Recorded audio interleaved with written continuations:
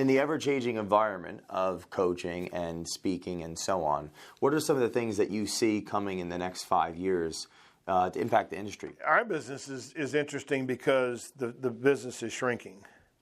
So that the major diseases can now be controlled. Many of the major diseases can be controlled by generics. And so the business is gravitating towards specialty diseases, ultra-rare diseases, orphan drugs, and oncology. Okay. And all of those have smaller sales forces. Understood. Now, the interactions are important, and it's one of the reasons why our business hasn't shrunk, even though that the number of pharmaceutical reps has gone from 110,000 to 55. How many years is that? Over the last 10 years.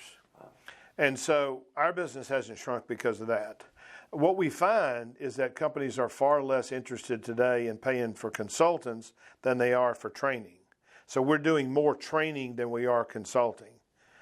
Now, most of our training still involves us consulting because we're having to do discovery in order to create the training. Of course. So like, tomorrow I got 3 interviews with a client. I'm teaching them how to ask questions and how to close on a challenging product for Parkinson's disease. So I've got to create a workshop that's customized for them, but it's a workshop.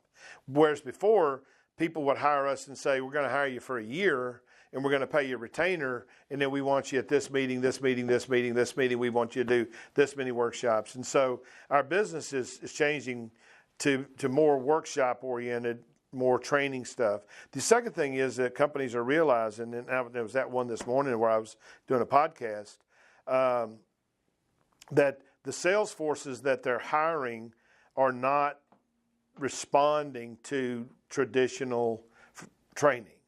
They want short videos. They want podcasts. They want whiteboard animation. They want things that really keep their interest because they're millennials. And by 2025, 70% of all the sales force, of all the workforce will be millennials. And so we're being asked to modernize our content. So it's the same content, but we're just chunking it out.